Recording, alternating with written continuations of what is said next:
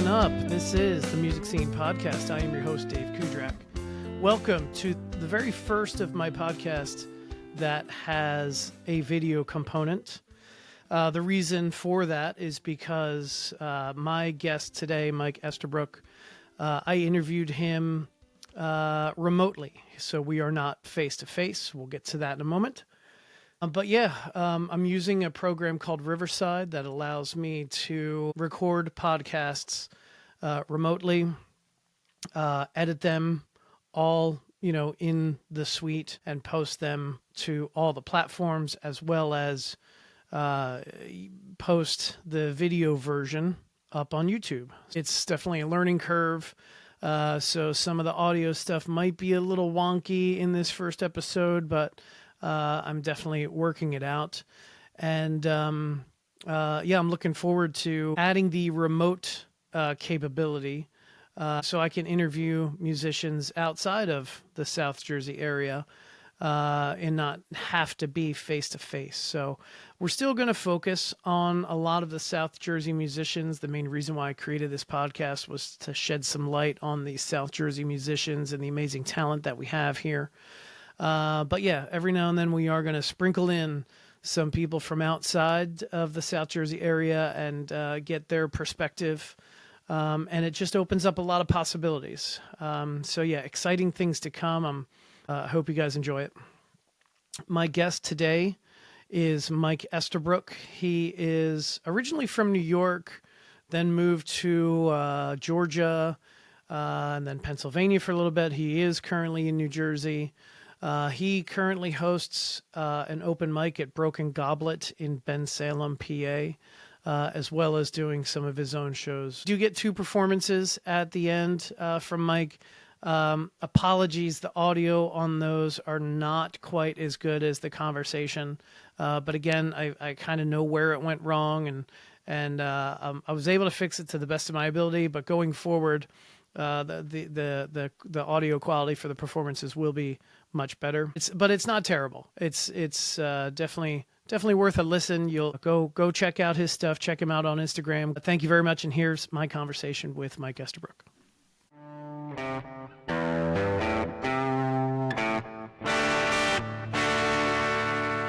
All right, so we're here with Mike Estebrook. Welcome, Mike. Thanks very much for doing the podcast. Hey, absolutely. Thanks for having me.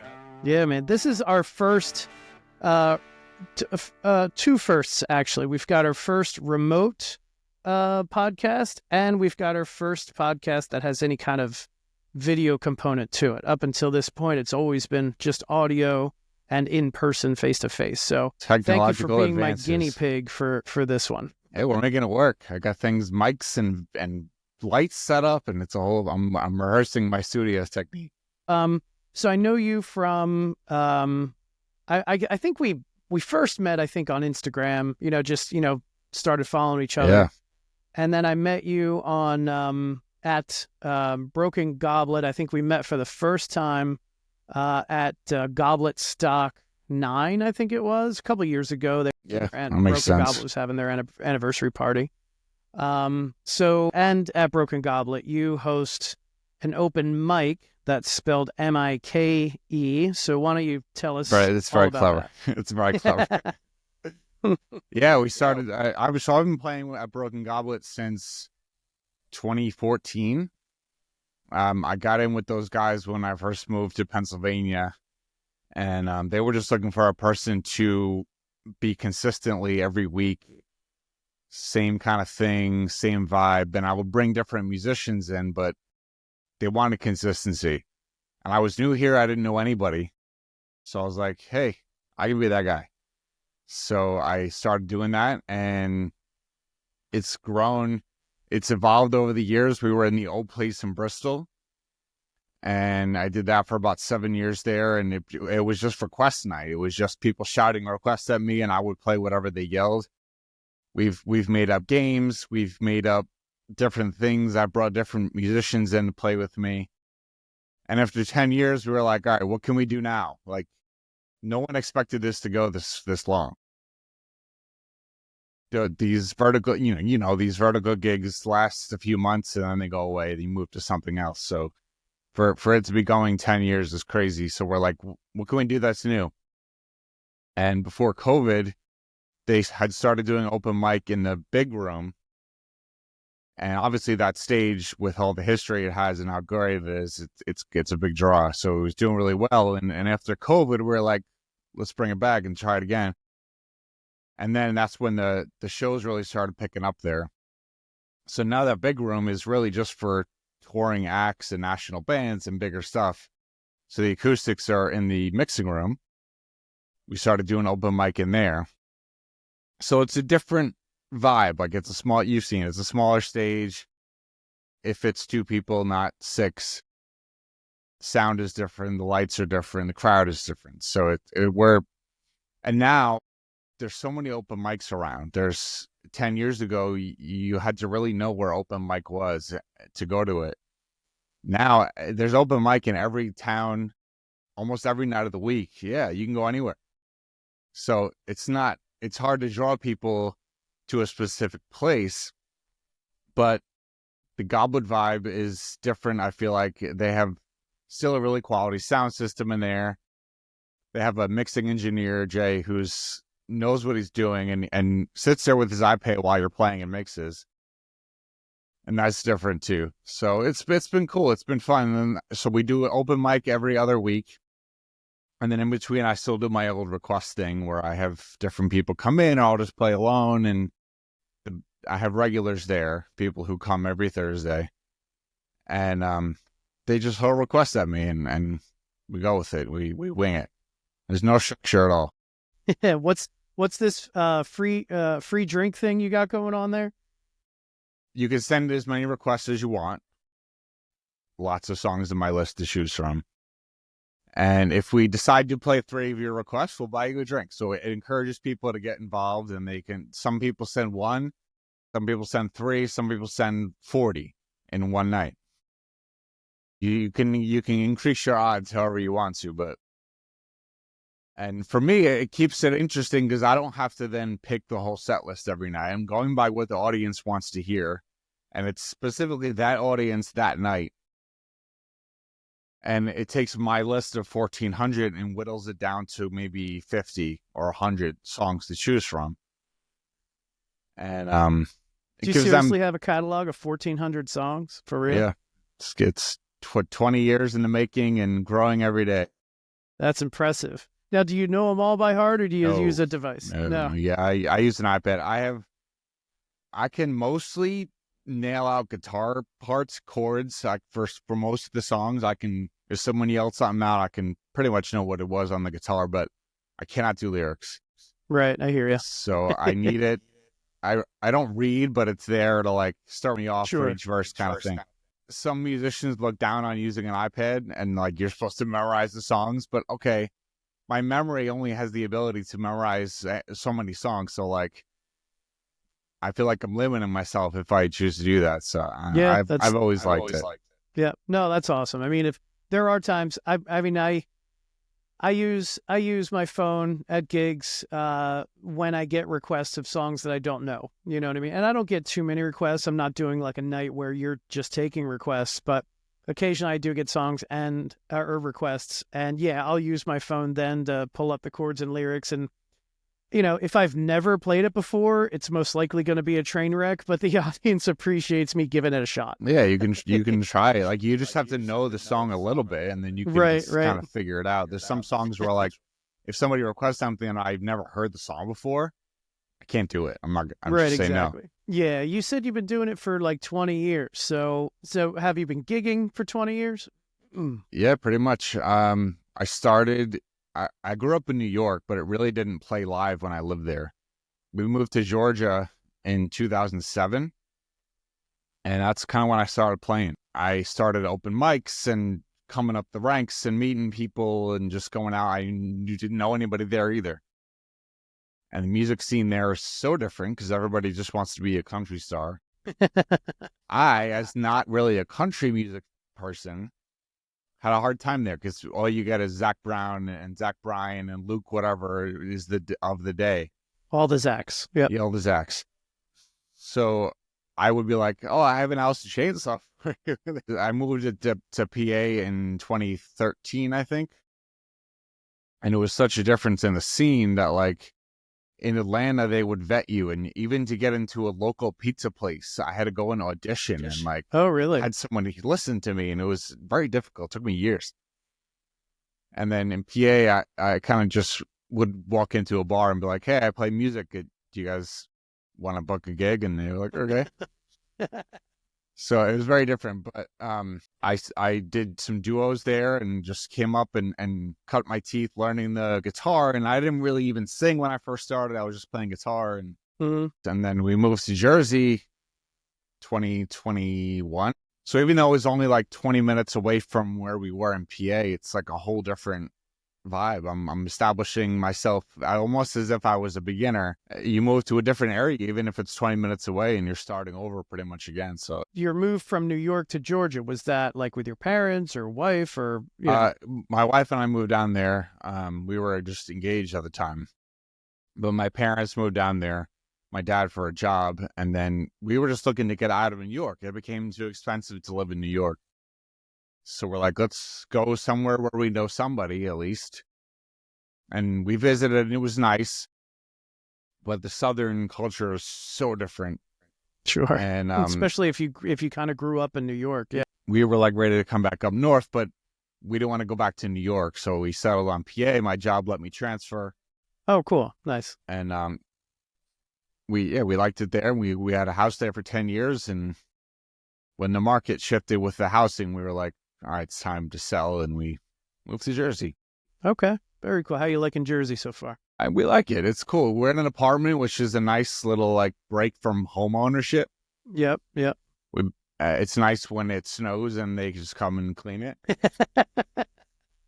I'm in the same thing, man. I got an apartment too, and it's the same deal. It's nice. We're in no rush to leave. We're happy here, but we could end up anywhere else. Sure. Any kids? No kids. 3 cats. Okay. That's all the responsibility that I want to sign up for. I hear you. I've got 2 kids. I've got a dog who is 15 years old, diabetic and blind. Nice. And then I just took in a stray cat a week ago and had him all checked out at the vet, and there's no microchip, so he's officially mine. So that's awesome. It's fun. Yep. It's got like a kitten or an adult cat. The vet is estimating he's about a year and a half, and he's like a Siamese cat. And it's weird how like this exotic cat is just roaming around my apartment for 6 months. And I brought him in, and he's made himself right at home. Took a couple days, but he's super chill. It's That's pretty awesome. And Siamese are interesting cats, so you're gonna have fun with a 2-year-old Siamese. Yeah, I'm every day he gets a little bit more like snuggly or a little more vocal or what. It's a trip so far. So yeah, I love it. So, we travel a lot. Like my mom's in Florida, so like, and her family's in New York, so we're always back and forth. Yeah. And dogs just don't fit into that lifestyle. So when you first, I'm kind of interested in like, how old were you when you first started playing music? I assume guitar is your primary, if not only instrument. It is now. Okay. But when I started, when I was younger, I played keyboard. Oh, cool. I learned on bass. I first started on bass like in high school. Mm-hmm. Played just in some horrible bands back then. And then when I got to college, I lived with a bunch of hippies. And what they would do is just go out into the grass in the courtyard or wherever, and they would sit in a circle and play music. Mm-hmm. And I didn't play, but I was always so interested in just being in that atmosphere. Like people would sing along, and it was just this really cool community thing, right, that would draw people in. Like people walking by would stop and sit and listen. Cool. And I was like, I want to be part of this. I need to learn guitar or some instrument that contributes to this. So I had them start teaching me acoustic, and I just went from there. And then I really didn't start singing. Even when I started playing live in Atlanta, I hired singers to come sing for me. Oh, okay. Yep. And then a few years after that, I started branching out singing. And then what kind? I mean, I see the Black Sabbath T-shirt. I see the tattoos. Is it safe to say that you were originally a rock guy? Yeah, pretty much. And it's funny because like I'm rock and Alice in Chains and Sabbath and that kind of stuff, metal. Tool was one of my favorite bands. Yeah, man. Same here. But then I listened to like David Gray and Jason Mraz and John Mayer, and it's the Yeah. acoustic folk stuff I love too. Yeah, me too. And Me there's a too. lot in between. Like there's not too many music genres I don't listen to. Okay. I'm not a huge rap person or techno, and not a huge country person. Okay. Everything else I I'm cool with. I find myself listening to like house music or techno type stuff when I'm trying to focus. Like I work from home, so Yeah, me lots of too. times for my day job, I'll put on some kind of like repetitive, beady thing. I don't even know if that's a word, right? But like I'll just put on some like techno music with no lyrics. It's got to Mhm. be instrumental, Yeah, and I can somehow lock into whatever work I'm doing and stuff. It's pretty interesting. that's cool. Yeah, that when I'm working is usually when I listen to the chill acoustic-y stuff. Okay. Yep. Yep. It's hard to focus when you're listening to tools. And Sure. Sure. With the acousticy chill stuff, though, I get a little bit distracted because I'll try to work to that, and I'll be like, "Wait a second, can I play that? yeah, Can I I learn how could to play learn that?" that. And then I'll like Yeah, grab the guitar real quick. Oh, wait, hold on, I'm supposed to be working. that certainly does happen. It'll be on in the background. I'll be like, I can do that song. I know that. Let me add it to the list real quick. And I Nice. don't, like that's what I do. I hear a song and I go, I can do that. And maybe I can twist it around in some weird way, or take a song that's not meant to be acoustic and make it acoustic. Yeah, yeah, yeah, yeah. What And songs have you done that with? I've done that for a couple, but what songs have you done that with oh, that you so that many. I remember? mean, for example, Tool is not meant to be played acoustic in any way, Sure. Yep. Yep. and it's hard. It's a translation is a skill. So I like taking songs that nobody would think to do that way and just doing them. And sometimes it works and sometimes it doesn't. But Yep. Yep. it's the audiences are interested when you try. I like to take 80s pop songs and kind of turn them into acoustic slow jams. I did that with Cruel Summer from Bananarama. I love doing that. It's in like a minor chord, Mhm. And then I recently worked out Girls Just Want to Have Fun from Cyndi Lauper into like a little acoustic, vibey thing. Nice. I would like to hear that because I hate that song, but I feel like I would like it if it was acoustic and sung by somebody else. So have you always been, I know you mentioned being part of like some bad bands in the past. Have you primarily been like a solo guy? Like what's your live stuff look like, I guess is my question. Yeah, it's always been acoustic. I never learned really electric lead playing. Like I'm not an electric guy. I'm not a shredder. I can play lead at a third grade level, but I just never, like, I don't have the finger dexterity to do that. I know the theory, like my brain knows what to do, but my hands don't do it. I've always done solo acoustic, duo, trio acoustic, even full band acoustic. Okay. And I've done a few like one-off shows as a full electric band kind of thing, tribute shows or whatever. We did an Alice in Chains tribute for many years at Broken Goblet. Last year we did an Oasis Cranberries tribute set, full band. But mostly I do that, and it's for that reason. But also, I don't know if you've ever been in a band either, but like it's a lot of everybody's ego and everybody's opinion, and there's drama and people fighting and arguing, and the members constantly rotating, and I don't want to play here, but I do, and I don't want to do this song, but Right. I do, and I never wanted that. I wanted to just be in control of it. Yeah, I'm the same way. I was in one real band. They were an original rock band probably 20 years ago. And yeah, there were 5 of us, and it's just too many. There was one ego, surprisingly enough, from the lead singer. And then like just 4 other personalities, and everybody just kind of wanted different things and stuff. And it was just like, we did it for 2 years, and I was like, nope, I don't think this is what I want. And I've been a Yeah. solo acoustic guy ever since. The only drawback of being a solo acoustic guy is that there's nobody else to blame but yourself, right? If it all goes off the rails, if something becomes a shit show, like you're the only one who's responsible. That's it. You're out there. You're vulnerable. They hear every mistake you make. Yeah. Yeah. But that I feel is like my pressure to do better, work it out. And I noticed that like my set list, as being as big as it is, when I'm alone, it's 1,400. Yeah. If I bring just one person on stage with me, Mm-hmm. and if it's someone I haven't played with before or not very often, or even if I have. It might, by 1400 all of a sudden becomes 200. Yeah. It all depends on what that other person knows, and then the ones that you can do well together, you know? Yeah, and you know, if you're a decent enough musician, you can just vibe and figure it out. Mm-hmm. I assume it's safe to say that everything we've talked about up until this point has been pretty cover song related, right? Mm-hmm. All these gigs, they're primarily cover songs, you know, all that stuff. Do you have original music? Do you write your own stuff? Do you ever play it? You know? I do. I write. I have a lot of songs written, more songs half written that I one day intend to finish, but who knows? Mm-hmm. But because I work full time and music is not my full time gig, I consider it a part time job because I do play like 2 or 3 times a week. Sure. And so it's a lot, and it's a fine balance to find that, like, okay, this is enough for me for my musical soul to be getting what it wants, but not too much where I'm not hanging out with my wife or doing anything with my friends. Yeah, so like I do write and I have my songs and I will play them at shows. If somebody requests an original, no problem. I'll throw one in there sometimes.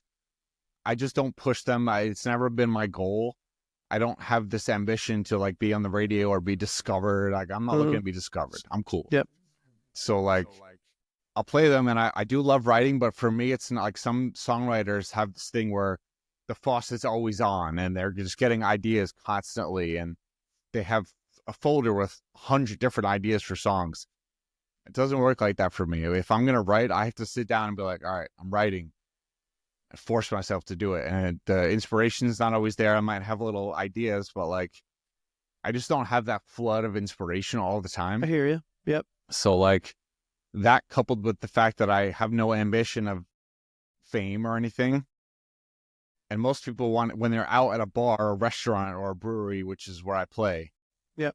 They don't, they want to hear songs they know, and they sing along, and that's what they want. So I've struggled over the years at times with feeling like maybe less of an artist because I'm not doing original music all the time. But that can't be a mindset. Like, we're all musicians, no matter what you play, what genre you do, how many people you play, doesn't matter. We're all musicians. Yep.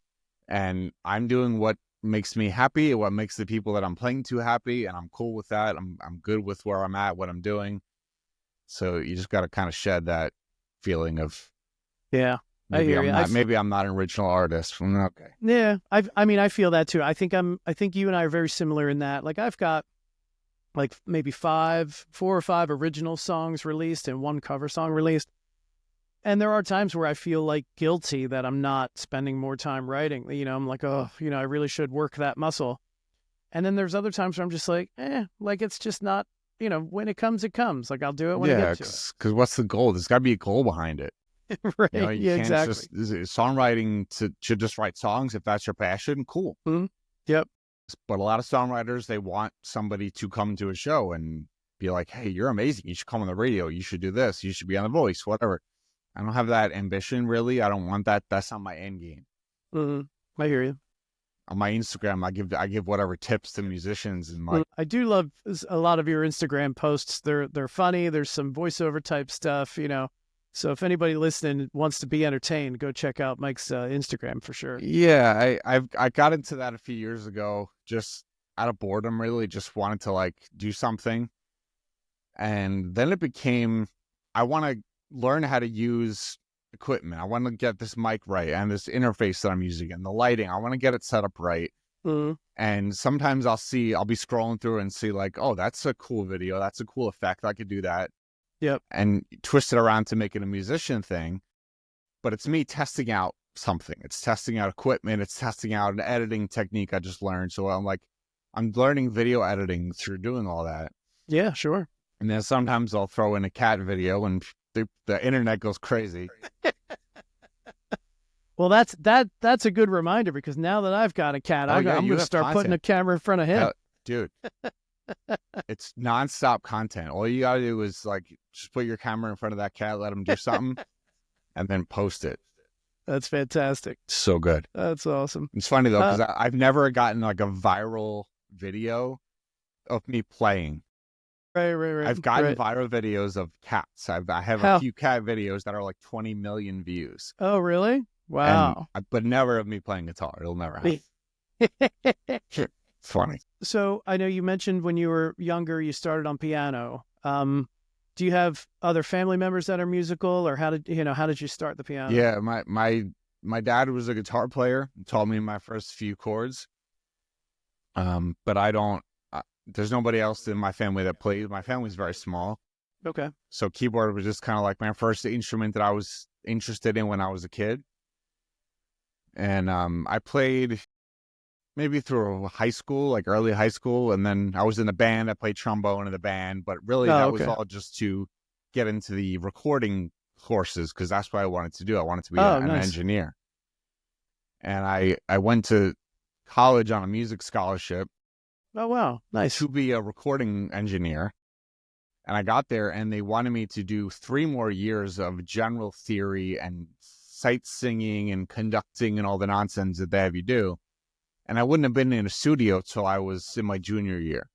Man. So I was like, that's not what I want. Also, all the music courses were at 8 a.m. And when I was 20 years old, that wasn't a thing for me. So it just didn't work out. And I pretty much had the same rule. No classes yeah. before 10. Yeah. And I also went to school in Fredonia, New York, like upstate by Buffalo. Oh, wow. Okay. So when you're waking up at 7 o'clock to go to class, that's across campus, and it's negative 12 degrees out, and it's snowing. 6 feet of snow. I think I'll pass on this one. So I dropped out of my music scholarship. I lost it. Oh, and, man. I got a history degree, which means nothing. I do nothing with it. But I have a degree, and that's all most jobs look for, even at this point. That's right. Yeah. It proves that you're teachable. That's all. Sure. It proves that you're able to learn. I can't remember much of anything that I learned in my history degree. I don't know. But college, I feel like college is more of a how to become a person, how to be social, right, how to right. interact with people. You're learning that stuff, and the coursework, unless you're like specifically niche to something, isn't all that important. Yeah, that makes a lot of sense. I mean, for a lot of folks, it was never me because I never went away to school. I commuted the whole time, but yeah, I mean, if you're living on campus for the first time, it's the first time you really got real responsibilities, Yeah. So and you can make the choice to go out till 2 a.m. and party the night before, and then you got to be up for class. So like you learn if that decision is smart or not. Right. Right. Yep. So who are some? I know you mentioned like Tool and stuff like that, but who are some of your other musical influences?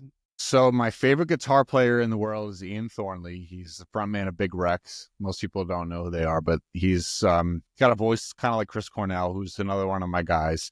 I could look around my tattoos and tell you because they're all musically themed.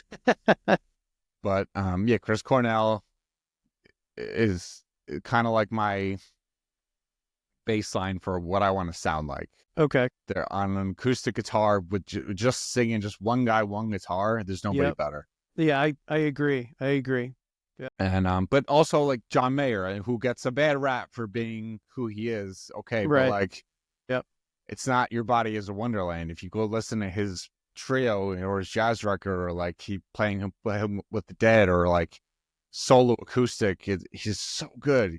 And as a songwriter, is amazing, and playing guitar things that I could never dream of doing. I know, same. Yep. That John Mayer trio album, that live album called Try, is so great. Yep. Sure. Stevie Ray Vaughan is another one of my guys. Nice. Yep. Yeah, I'm just a fan of sounds that sound good to me. Cool. Yep. It doesn't necessarily have to be like an amazing, like Jason Mraz is not a phenomenal guitar player. Right. Right. But as a vocalist and songwriting, that's his skill. So that's what he brings, and I could listen to him all day. Yep. But I'm into Amos Lee. There's a guy Amos is great. Noah Gunderson, who you may not know, but he's a solo acoustic kind of guy. Just chill, sad music. I love Ryan Adams, that kind of stuff. All right, so let's talk a little bit about original music. I know we touched on it earlier, but you're going to do a couple songs for us today, I think. Mm-hmm. So what's kind of your writing process look like when you do sit down and write? Is it lyrics first, music first? Yeah, it's usually lyrics first. Like I'll start with an idea, like something that's funny to me or whatever emotion. And that's what's tough about songwriting for me, is that I don't have like the dark, sad history that a lot of great songwriters have. You talk to Billy Corgan, and he'll tell you a whole lot of depressing stories about his upbringing and like how he got inspiration for some songs. And I had a pretty boring, generic upbringing. So like generally happy music. I write love songs and but yeah, it's lyrics first, and then I struggle with the music part of it because I find myself always playing the same kind of chords. Oh, yeah. So I do want to try like collaborating with people. I've never really done that, co-writing. Okay. It's just finding the time and the space in a schedule like I have to do that kind Sure. of stuff. I know it's amazing how many like voice memos we have in our phones of song ideas, whether it's guitar riffs or lyrics or melodies or something, that they're all 10 to 30 seconds long, and I've got hundreds of them. Yeah, that's what happens. And you got to go. I have to go, like tell myself, all right, you're gonna actively go back and finish this, and I never finish it. I might get 20% through, and there's a song I'm actually working on recording now, and I wrote it probably 5 years ago, and I got stuck in the chorus. I had a good verse, but I didn't like the chorus. And I always knew that I wanted to go back and work on it because I hate most of the songs that I write. It's just what happens. I hate them all. And I actually liked the song, and I was like, it's good. I think it's good, and I want to develop it. Mm-hmm. So I put a video on Instagram out a couple years ago saying, here's the verse for the song. If anybody has any chorus ideas, let me know because I'm stuck on it. Mm-hmm. Thinking I would get nothing out of that. And actually somebody wrote back with a voice note, and he was like, Nice. I have this idea actually for this chorus. And it was so good that like I'm literally taking it and just popping it into the song because it was perfect. Perfect. That's awesome. So I was like, now I got to work on a bridge and just finish it out off, but it's close to being done. So I'm happy about that. I mean, if you're struggling with time as far as co-writing, then just do that on a regular basis. Get a song as far as you can take it and throw it out there on Instagram and see what happens. So many musicians are working remotely anyway, where they'll like be working with a studio engineer who doesn't, is in a different state. Yep. And you record and you send it to them, and they do whatever they do and they send it back and forth. But that's a lot of time too. And like, I'm working full time, and then I play every Thursday, and then at least once on the weekend. So like, it's hard for me to want to say on a Wednesday night, I'm gonna sit and sing for 4 hours recording. Yeah. You've got a couple songs you're gonna play for us, right? What are you gonna play for us? Yep. I'm gonna do a song called "Let's Stay In," and it was about just. Sometimes you look for plans at night, and you feel like you should be doing something, and you have time, and whether you're alone or with your significant other, whatever, and you're like, we should go hang out with friends, go out, spend some time, do something. And sometimes you really just want to do nothing, and you want to sit on the couch and watch TV, and like, that's okay. It's okay for you to feel like maybe the better thing is home tonight, and that's totally cool. Agreed. I do another song called The River that I do have on Spotify. It's one of the ones I actually spent time recording. And just a story I kind of invented. It was just a vibe of a song that I heard that I liked. And I was like, I want to just try a song where I just write a story, where it didn't necessarily happen to me. It's not personal experience. It's just, what if this happened? Yep. So that's cool. All right. Awesome. All right, Mike. Well, thanks very much for doing the podcast. I appreciate it. Absolutely. Thanks for having me. It's good. It's fun. Good. I'm glad. All right. So this is my song called The River. It is a fictional story that I made up about a person who did something horrible, and he was just trying to help. And now he's being chased out of town or wherever he's in because of this thing he did, but he didn't mean to do it.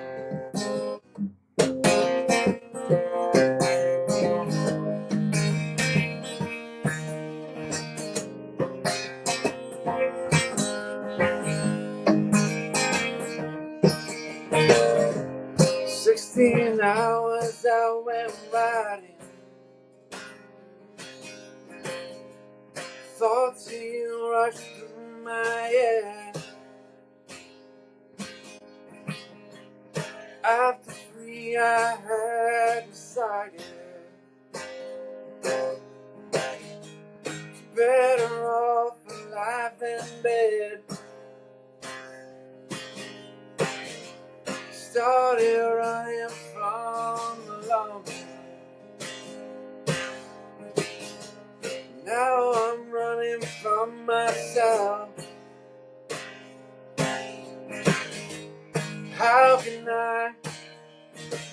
can say I tried to save those men and women from themselves. Get on your knees, pray you find the river. For the sun goes down, you will be delivered. Can't you see it all takes time, time takes all.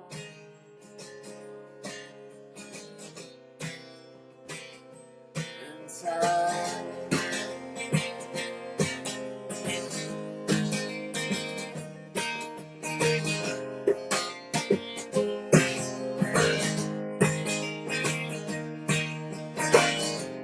Rain the whole way back from Stockbridge. Never saw the bright blue sky. Walked for miles, cavalry in tow. Never stopped to question why. I heard the sound of crackling thunder. Trust me now, it won't be long till the road just pulls me under. Doesn't matter right or wrong. Oh, oh, oh.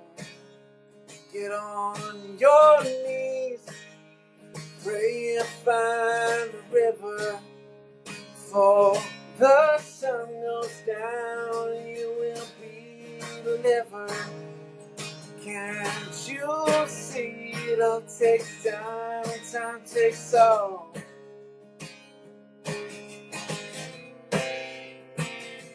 Inside.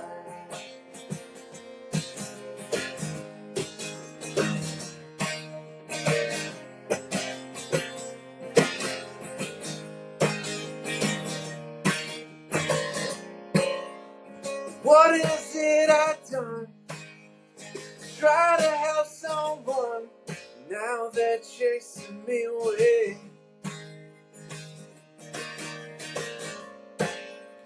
Try to show them he don't understand. They're gonna find me here one day. Yeah.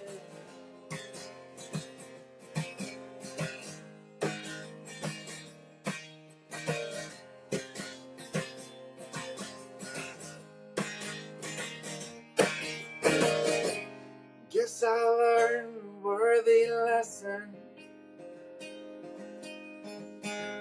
Next time someone needs my hand, I might not try, fearing my own life. Exile from my family and land. Oh, oh, oh. Get on your knees, pray you find the river. For the sun goes down, you will be delivered. Can you see it all takes time, time takes all.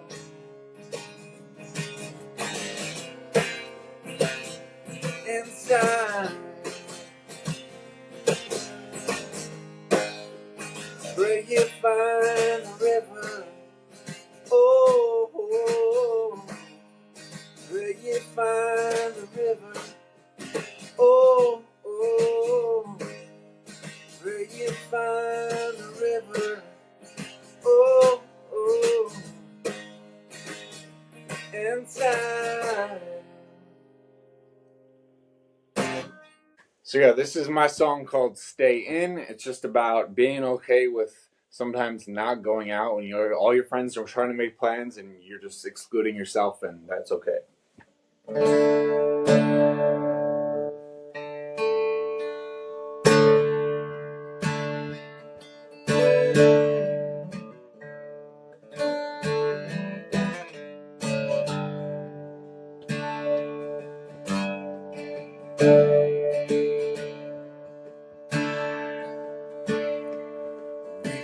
Go out,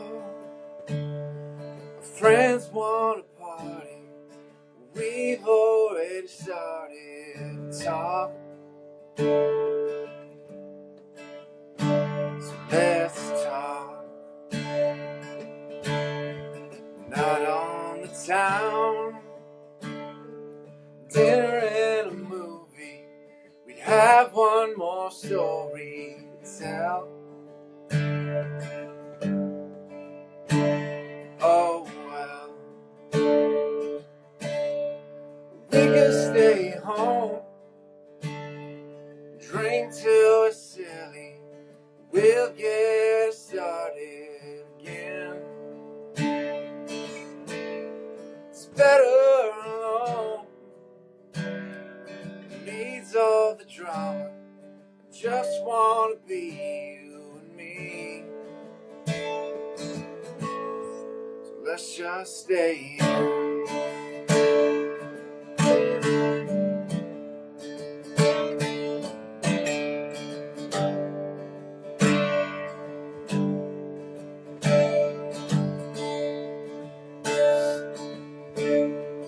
Bottle of beer, place on the wall, the space we belong all the time. We're fine.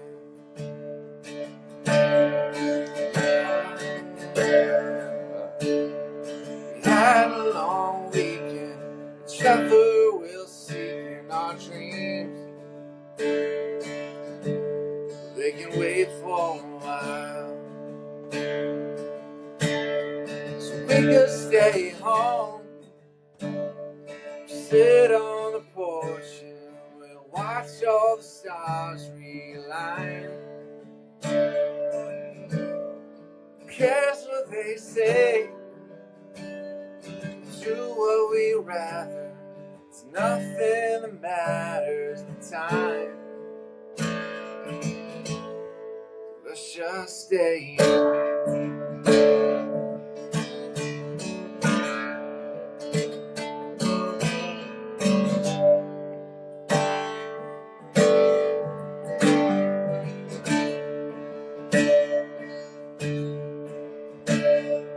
Possible that we would have a laugh and have the night away with all our friends. All the while we crack a smile, cause we both know we're thinking about what's going to happen at the end. Oh, oh, oh.